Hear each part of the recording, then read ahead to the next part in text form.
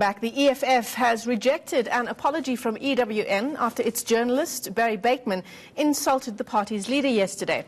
Now, Bateman was caught on camera using a derogatory word while in conversation with another reporter, and that's after Julius Malema's media address outside the Hawks offices in Silverton.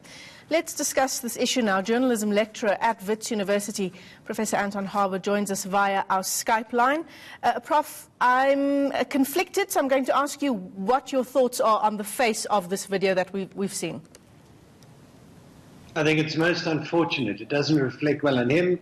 It doesn't reflect well on EWN, his radio station and news service. And I think it's most unfortunate. You know, you say he used a derogatory remark, but I think one must be a little franker. It was sexist. It was highly inappropriate under any circumstance. What's your response to, you know, I'm just tracking this story on social media, as we do, just to gauge the reaction from colleagues, from ordinary South Africans. What's your response to someone telling you respect is a two-way street?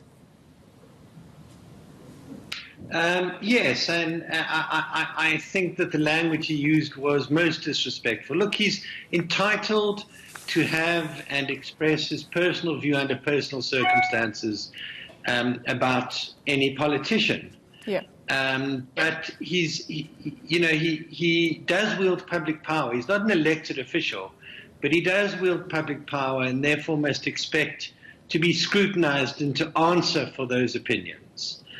And it really damages his professional reputation and that of his station if he uses language of that sort and expresses opinions in that way.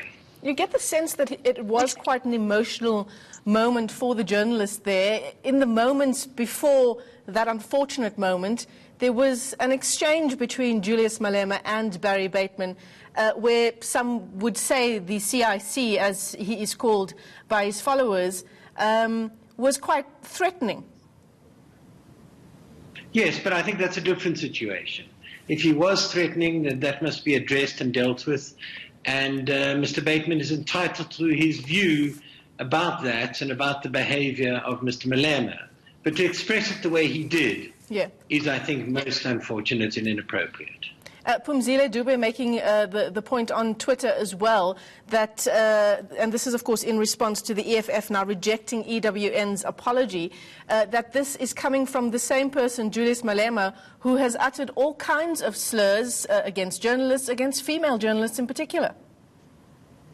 I think that's quite right, and that must be addressed. I think both parties need to show mutual respect in the sense that they have to work together, they have to interact. They may disagree, they may dislike each other, but I think there needs to be mutual respect for the position each other holds as politician and journalist, respectively. Yeah. So what, Professor Harber, do you think should happen now? Should the journalist be fired? I think the journalist definitely should be disciplined for bringing his station and himself into disrepute and is shown to use language that is most unprofessional.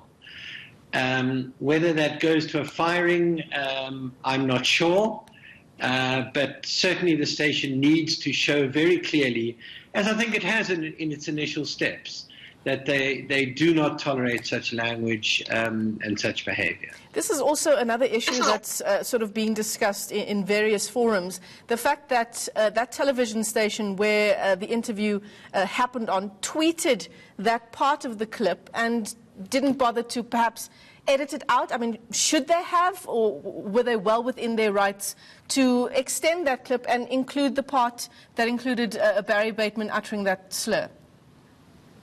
Well, look, it appears that it was said off camera privately, and so there is an invasion on his privacy.